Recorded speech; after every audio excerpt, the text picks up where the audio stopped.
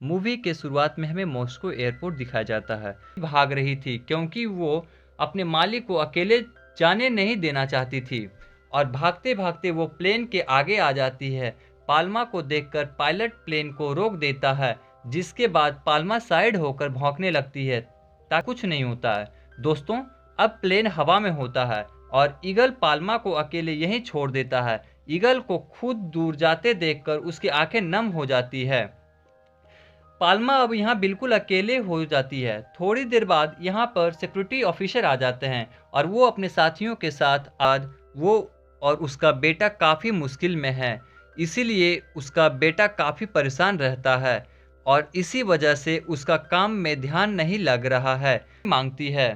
आखिर में वो ये बोलकर वहाँ से भेज देती है कि कुछ महीने में तुम्हारी इंटरनेशनल फ़्लाइट होगी, उसके लिए तुम्हें रेडी रहना होगा। विक्टर को ये बात सुन के बहुत खुश हो जाता है और वहाँ से खुशी खुशी चला जाता है। अब रात हो जाती है तो उसके शॉन और विक्टर कोलिया नए घर में शिफ्ट होते हैं। अपनी माँ को मिस कर रहा हूँ। अगले दिन कुलिया एयरपोर्ट के एक एजेंट के पास जाता है और उनसे ईगल का एड्रेस मांगता है, लेकिन प्राइवेसी इशू की वजह से उसे देने से मना कर देते हैं। कुलिया उसे बताता है कि ईगल का एड्रेस पे उसे एक लेटर भेजना चाहता है ताकि उसे वापस आके पाल्मा को ले जाए। वह है कि अगर तुम पाल्मा को पकड़वा दो तो मैं तुम्हें इंटरनेशनल फ्लाइट का लाइसेंस दिलवा दूंगी। विक्टर उसकी बात मान लेता है और वहां से वो यार्ड पर जाता है जहां पर कोलिया और नीना और टिकनॉ। वहीं विक्टर और कोलिया के बीच नजदीकियां होने लगती है, लेकिन पाल्मा की आंखें अभी भी नम थी। धीरे धीरे करके दिन महीने साल भी बीत जाते हैं, लेकिन वो अभी भी उसी के इंतजार है कि डॉक्टर को बुलाना पड़ता है।